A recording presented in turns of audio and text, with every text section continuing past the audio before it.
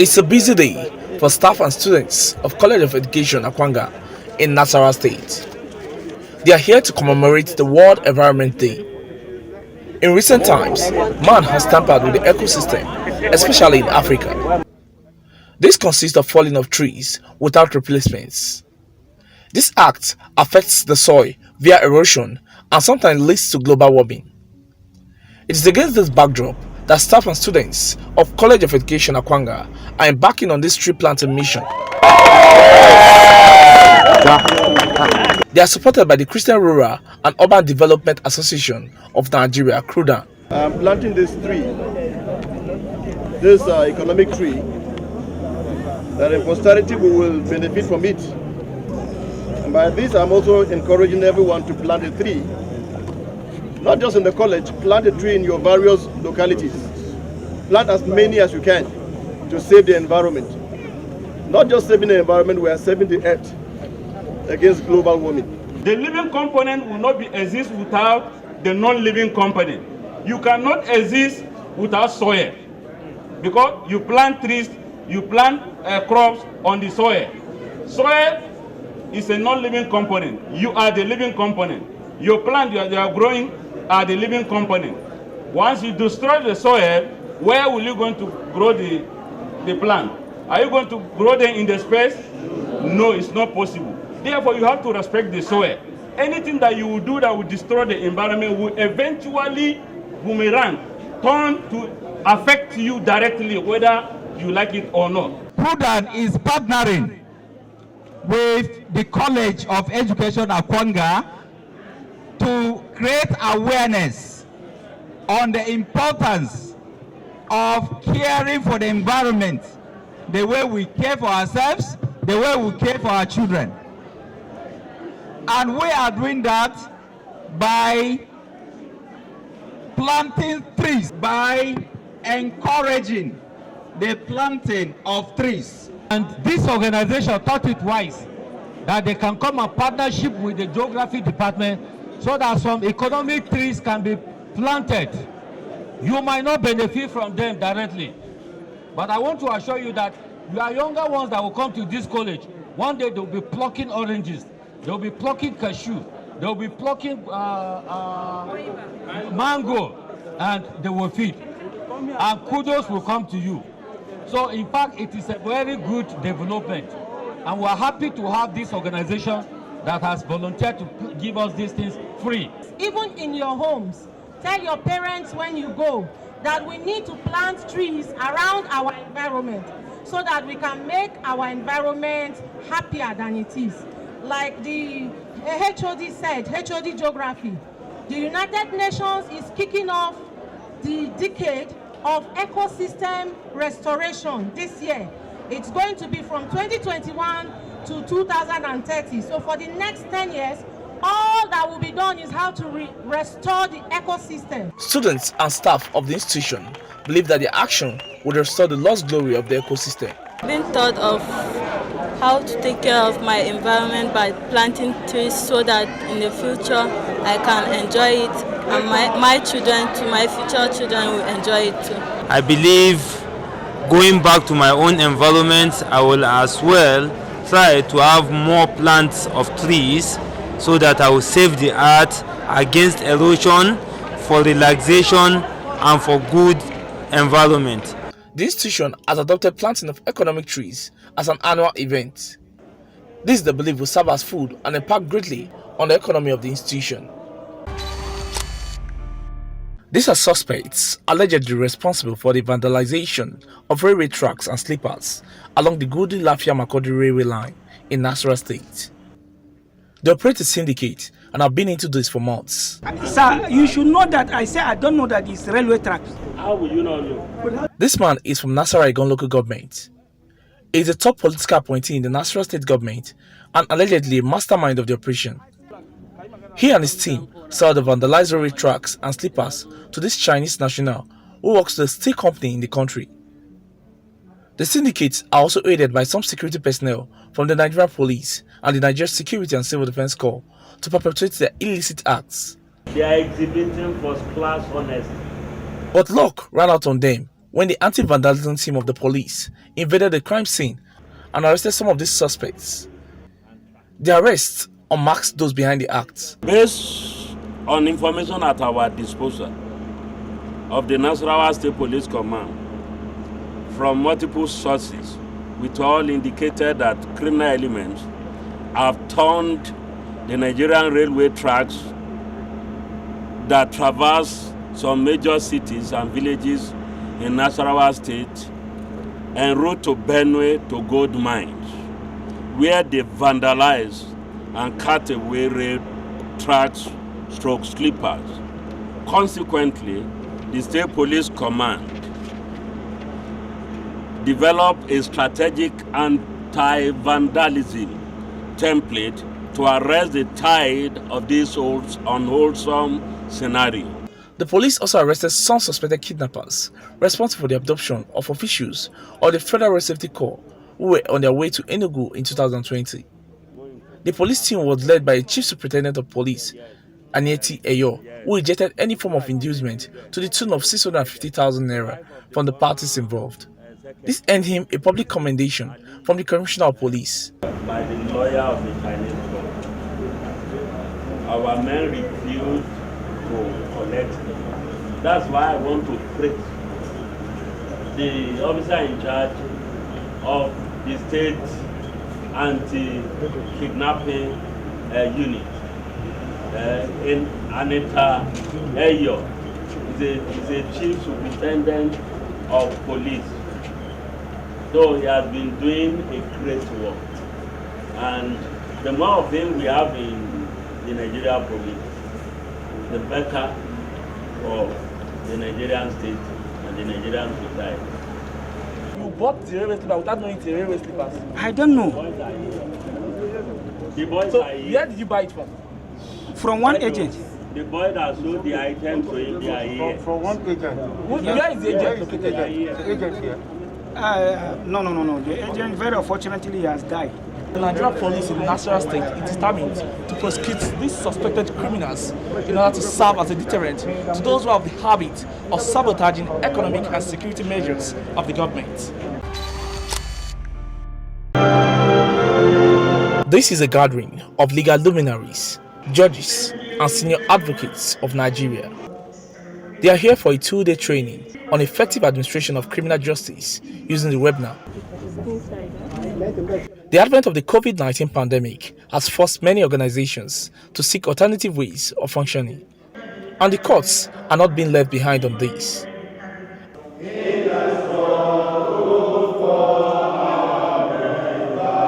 Beyond the pandemic, the incident strike by judicial workers has become an impediment to the speedy dispensation of criminal justice.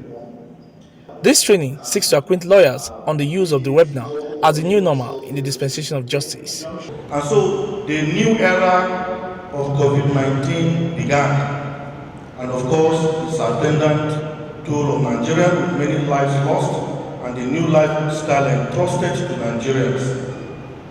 So this COVID-19 era affected the effective administration of criminal justice in Nigeria. I think my ministry, during this period of the Sule strike, for the last 2 to 3 weeks, we have received a number of judgments virtually from some courts.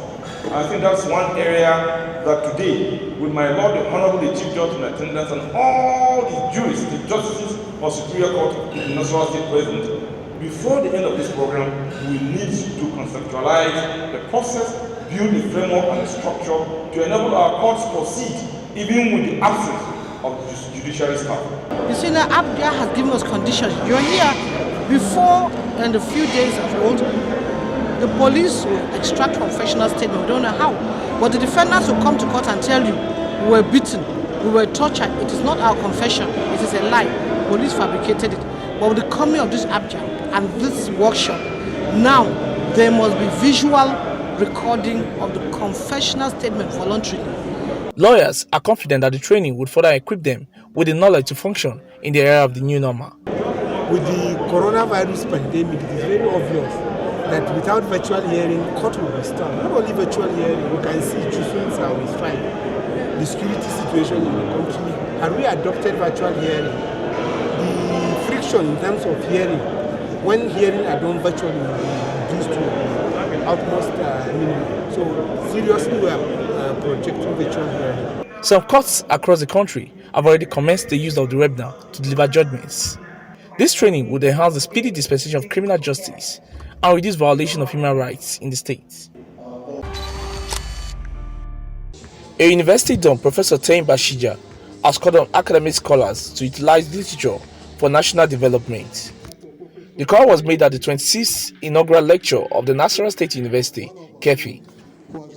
The inaugural lecture is titled Sanity of the Truth, Plurality of Interpretations and the Dystopian Views of Life in Modern African Novel. For him, literature can be used to build democracy, religion, and national integration. Individuals are bound to view and interpret society differently. The year 2000 Nobel laureate for literature, Gao Jinxin, a Chinese, attests to this gravity's existence of a literary text when he says, and I quote him, "Literature can only be the voice of the individual, and this has always been so. Once literature is contrived as the hymn of the nation, the flag of the race, the mouthpiece of a political party, or the voice of class or a group, it can be employed as a mighty and all-engulfing tool of propaganda. However, such literature loses what is inherent in literature, ceases to be literature, and becomes a substitute for power and profit." The idea that literature all through history possesses aesthetic or pleasing qualities and that it has useful things to teach humanity is what gives literature its enduring value. Matthew Arnold could even imagine that literature had a crucial semi-religious role to play to the human soul. In the second half of the 19th century, when it became obvious that Christianity was being challenged in the wake of secularism, mercantilism, and the decline of moral values, Arnold as science. And I want to congratulate him for attaining this milestone in his academic career, and it will contribute in the development of African literature and critical thinking. The Nasarawa State Governor, Abdullahi Sule, has received the state's victorious athletes and coaches who participated at the 20th edition of the National Sports Festival held in Benin City, Edo in April this year. At a special reception held at the conference hall of the Government House, Lafia, the governor congratulated Team Nasarawa athletes who won various medals at the 2-week-long sports fiesta and urged them to sustain the spirits going forward. The governor assured that his administration will do everything possible to address some of the major challenges of the athletes and sport generally in the state for optimum performance in subsequent events. We are here to formally present to you 5 number of athletes who won gold medals, 4 silver medals, and 13 bronze medals.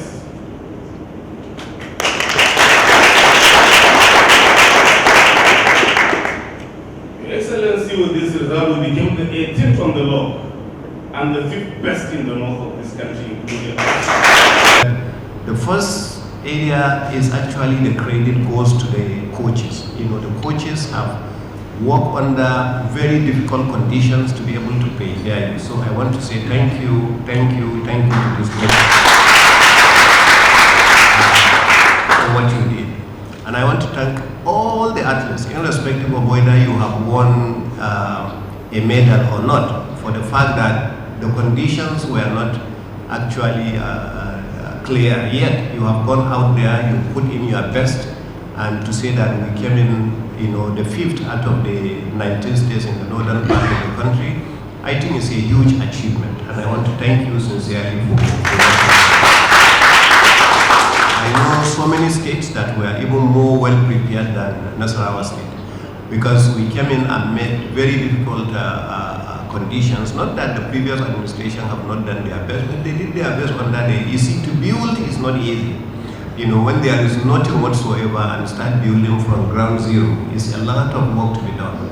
So they did their best to take us to where we are. And we are doing our best to take us to the next level. And I'm sure we won't get it right even during our own administration. You know, it will take maybe one or two other administrations to come. If we sustain the development, you know, to take us to that level of comfort and to be able to provide you with all the tools that you require.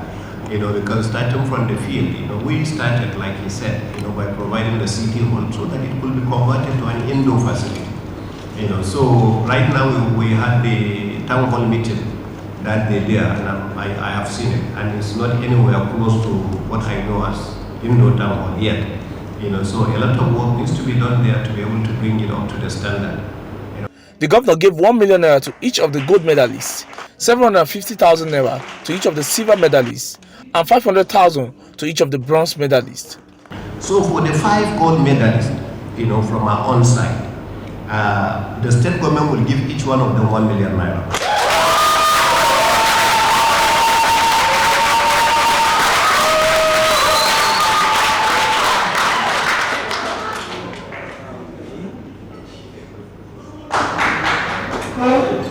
And for the gentleman actually that refused to take the bribe, I will personally give you $1,000 of my own.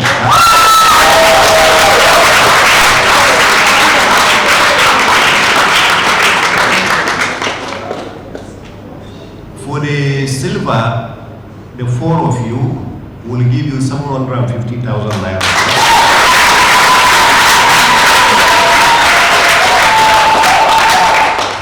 And for the bronze now, we'll give you 500,000 naira.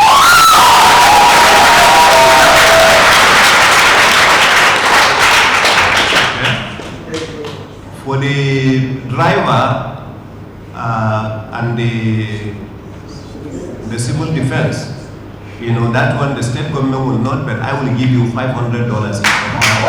Coaches of the medalist athletes received the sum of 2 million naira. We will give you 2 million naira, you know, to share it. And that's what we have. So I really thank you sincerely. I commend you for the good job that you have done. I pray that you will continue to do the best you can, not only for our state, but for the rest of the country.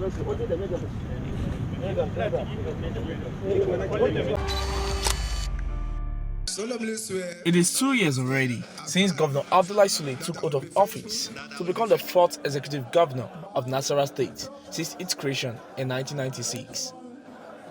On assumption of office, the governor hinged his administration's focus on agriculture, industrialization, revenue generation, infrastructure, among others. This he worked tirelessly to bring to fruition in the state. On his 2-year anniversary statewide broadcast, the governor outlined the achievements of his administration in the last 2 years. On industrialization, the governor has in the last 2 years attracted lots of investors to the state. This ranges from the Dangote Sugar Refinery in Awe, the Asma Rice Farm in Umuahia Total Local Government, among many others. Only recently, the governor signed a memorandum of understanding with Flour Mills of Nigeria to take over 2,450 hectares of land for the production of sugar. The company is investing the sum of $300 million on the project.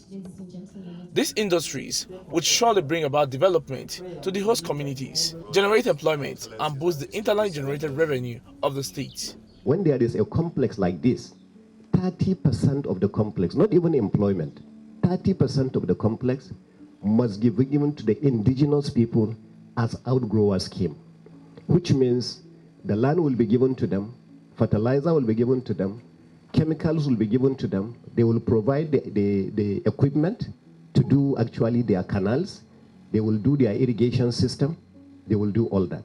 So if we are going to have addition with the kind of technology that they are bringing from flour mills, with 400,000 from Dangote, roughly not less than 150 to 200,000 from here. The governor has also kept to his words in the aspect of agricultural development. About a month ago, the governor flagged up the sales of fertilizers and farm inputs to farmers at a subsidized rate. This is aimed at boosting the yields of farmers to ensure food security and food sufficiency in the state. The governor has also encouraged rice and cassava production through the Value Chain Development Program. The governor recently inaugurated some stores and water projects executed by the Value Chain Development Program across the state.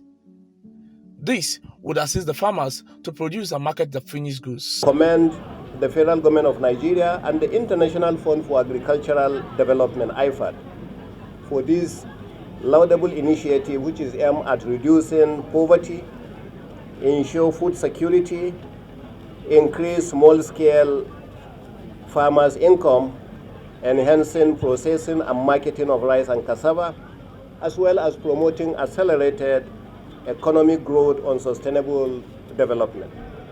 Let me express our profound appreciation to IFAD and Federal Government of Nigeria Value Chain Development Program for the choice of Nasarawa State to host this all-important event. This is based on the fact that Nasarawa State is one of the beneficiaries of the additional financing program. As you are aware, the Value Chain Development Program is the initiative of the Federal Government of Nigeria which is geared towards diversifying the economy as an alternative source for revenue. In December 2020, the governor signed into law the Nasarawa State Revenue Harmonization and Administration Law.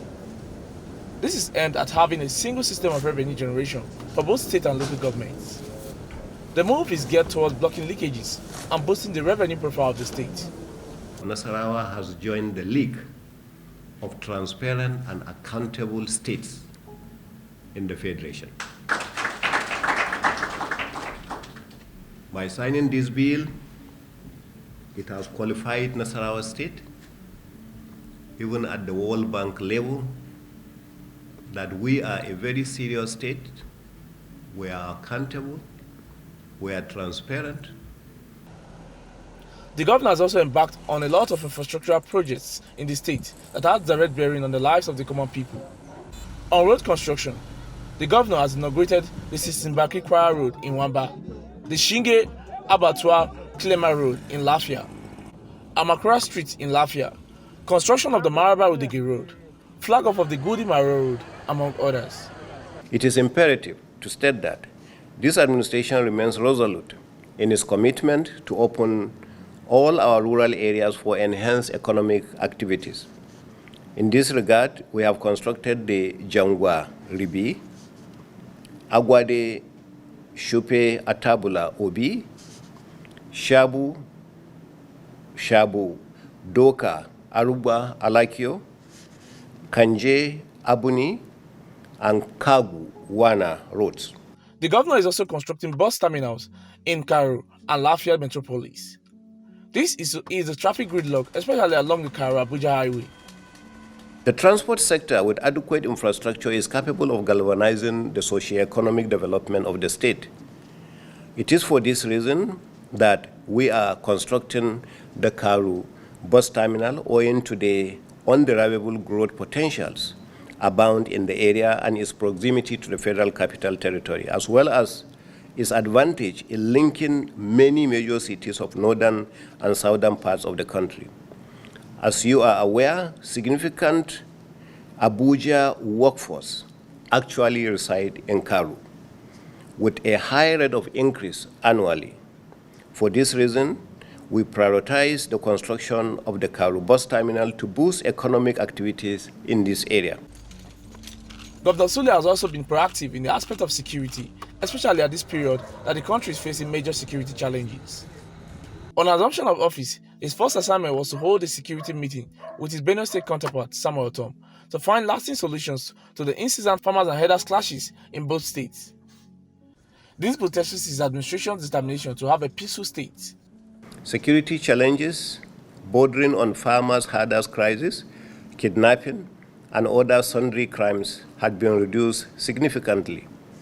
Through sustained collaboration and synergy with the government of other states, we have been able to reduce border conflicts and skirmishes drastically. Similarly, our proximity to the federal capital has also attracted the establishment of super camps at Kenyehu and Udege in Toto and Nasarawa local government areas of the state, as well as the 4 special forces in Doma, police, military, mobile police squadrons, as well as police training college in Nasarawa towards the security of our people. Some leaders of the state scored the governor high in his first 2 years in office. So, of course, it will never be enough. No government will be able to satisfy the citizens or indigents of its state. But be it as it may, the 2 years so far should and need to be commended because quite a lot have been done. I see Nasarawa state indigents, especially the youth, getting jobs from the flour mills of Nigeria. I see youths from Nasarawa state getting jobs from Dangote sugar refinery. So, His Excellency the Governor has done excellently well. When you see some of the major steps he has taken so far, there are steps that are geared towards creating opportunities for young persons in the state to create jobs around. And for us as a people, that is what we need at the moment. It is the only antidote to this crisis that we are continuing to have in the nation. This is because once people effectively engage themselves in doing productive activities on a daily basis, that will go a long way to reduce insecurity in our nation.